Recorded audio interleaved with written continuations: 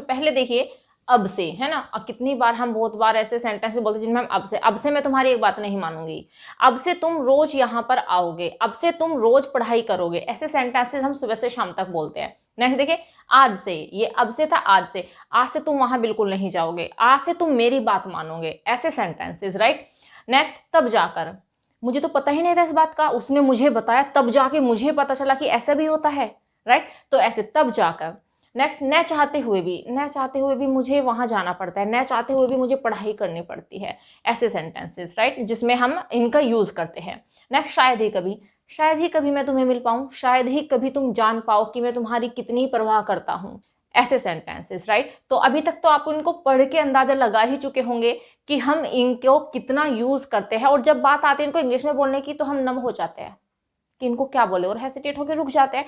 तो वो नहीं होना है आज के बाद आपको। तो चलिए देखिए जान लेते हैं हम इनको इंग्लिश में क्या कहते हैं और कैसे हम इनको इंग्लिश में ट्रांसलेट करते वक्त यूज करते हैं। देखिए अब से को हम इंग्लिश में क्या कहते हैं? अब से को हम कहते हैं फ्रॉम नाउ ऑनवर्ड्स, राइट। क्या कहेंगे हम इसको? फ्रॉम नाउ ऑनवर्ड्स, अब से। जैसे अब से मैं रोज तुम्हें पढ़ाऊंगी, राइट। तो कैसे बना देंगे? सेंटेंस आपके ऊपर डिपेंड करेगा, ट्रांसलेशन आपको आना चाहिए। ट्रांसलेशन अगर आपको आता है तो आप इनको सेंटेंस से जिस भी टेंस का बनाओगे उसके अकॉर्डिंग वर्ब का यूज करोगे, हेल्पिंग वर्ब का यूज करोगे और इनका यूज करोगे। जैसे हाँ, लेकिन एक बात आपको याद रखनी है कि जब भी हम इनका यूज करेंगे सेंटेंस में, इनको हम स्टार्टिंग में ही रखेंगे।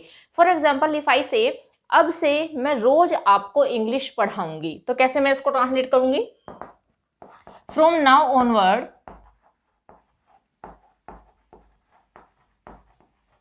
Right, from now onwards comma I will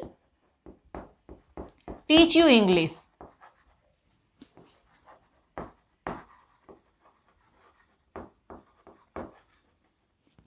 write. एक सेंटेंस वो बना सकते हैं जैसे अब से वह सब कुछ करने को तैयार है, जो भी तुम कहोगे वो सब कुछ करने को तैयार है। तो ये हो जाएगा,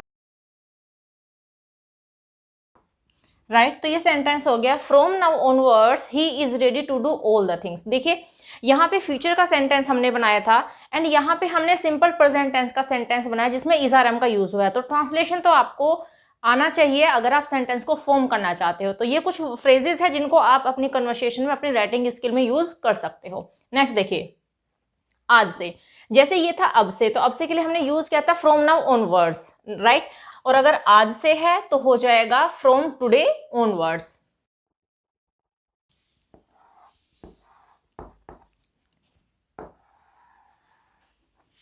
फ्रॉम टुडे ऑनवर्ड्स मीन्स आज से मैं तुमसे बात नहीं करूंगी, तो ऐसे सेंटेंसेस। आज से मैं रोज पढ़ाई करूंगा, ऐसे। तो हम इसको कैसे बनाएंगे? वही जैसे कि आज से मैं तुमसे बात नहीं करूंगी, ठीक है। तो बात नहीं करूंगी फ्यूचर इंडेफिनिट का सेंटेंस हो गया। अकॉर्डिंग टू द टेंस हम वर्ब एंड हेल्पिंग वर्ब का यूज करेंगे। तो अगर मैं यही सेंटेंस बोलती हूँ आज से मैं तुमसे बात नहीं करूंगी, तो सेम ये हम यूज करेंगे। मैं अभी सेंटेंस में इनको लिखने वाली नहीं हूँ, जस्ट आप इनको यूज कर लीजिएगा। तो ये हो जाएगा from now onwards I will not talk to you,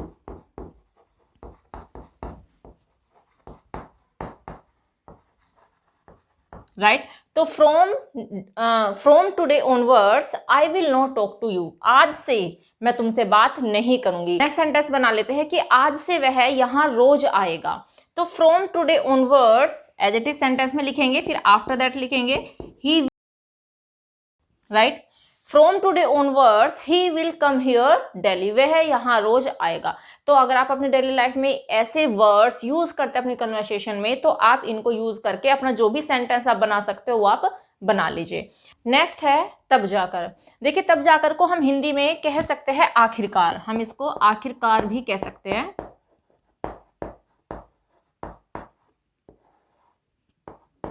ठीक है। तो जो भी आपका मन करे हिंदी में, जैसे भी आप की लोकल लैंग्वेज हो, आप जो भी वर्ड यूज करते हो वो आप यूज करते हो जहां पे भी। तो इनके लिए हम यूज करेंगे then at last, then at last, तब जाकर, या फिर हम इसको कहेंगे आखिरकार।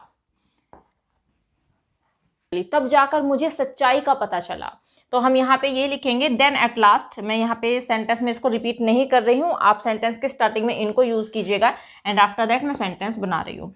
then at last I came to know the truth. Then at last I came to know. Came to know का मतलब होता है जानना. ये एक तरीके से फ्रेज है और ये भी फ्रेज ही है एंड ये भी फ्रेज ही है. वो हम अपने कन्वर्सेशन में इंग्लिश में बहुत सारे फ्रेजेस यूज करते हैं. ठीक है. और फ्रेज क्या होता है ये मैं आपको पहले ही बता चुकी हूँ. देखिए, कम फ्रेज एक ऐसे ग्रुप ऑफ वर्ड्स होता है जिनका अपना एक अलग मीनिंग होता है. अब देखिए, अगर मैं कम को अलग से यूज करती हूँ तो केम का मतलब होता है आना एंड नो का मतलब होता है जानना. लेकिन जब हम कम टू नो या फिर केम टू नो का यूज करते हैं तो तब इसको हम कहते हैं पता चलना. ठीक है. तो I came to know the truth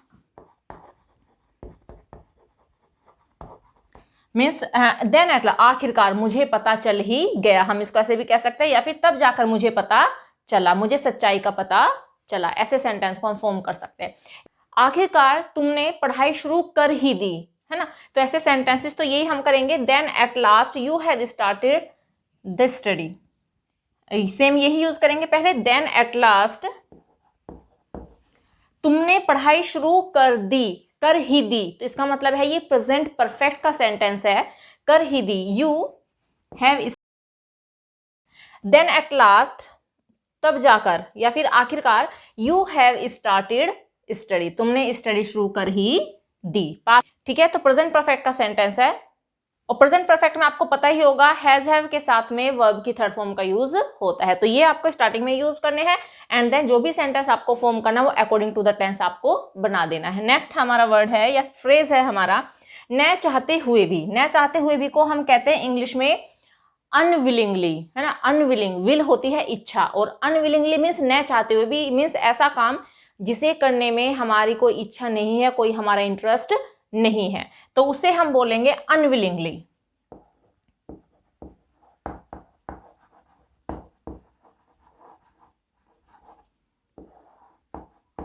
right. Unwillingly.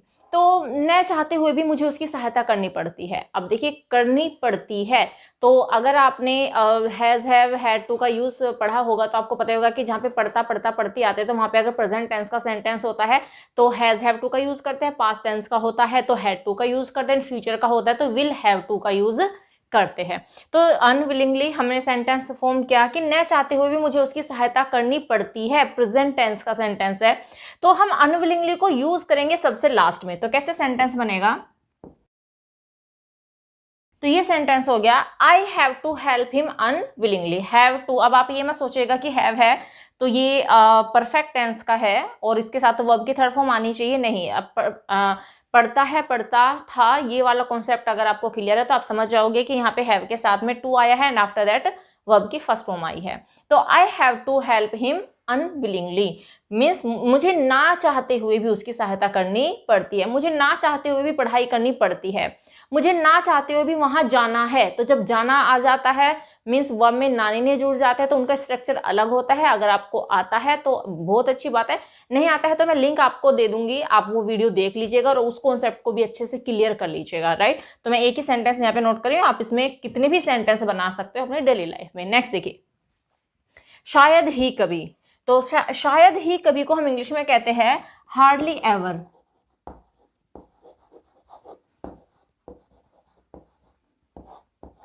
Hardly ever.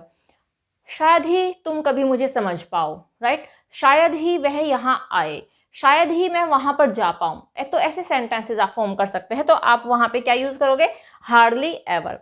Structure वही रहेगा, जिस भी सेंटेंस का आप बनाओगे उसी के अकॉर्डिंग आपको हेल्पिंग वर्ब लगानी है, उसी के अकॉर्डिंग आपको वर्ब लगानी है.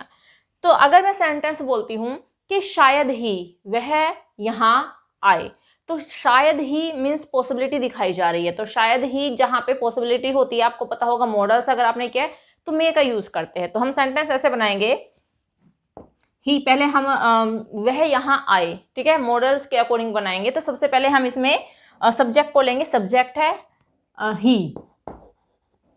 ही में हार्डली,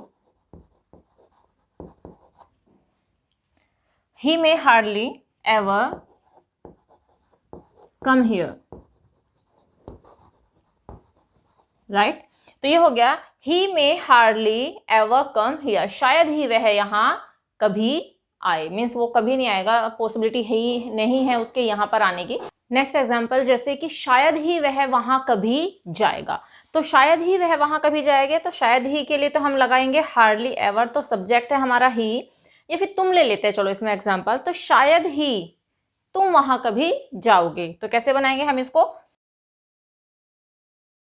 राइट तो ये सेंटेंस हो गया है you will hardly ever go there, शायद ही तुम वहां कभी जाओगे। तो देखिए इस तरीके से ये जितने भी मैंने आपको आज फ्रेजेस बताए हैं, आप इनको अच्छे से लर्न कर लीजिएगा।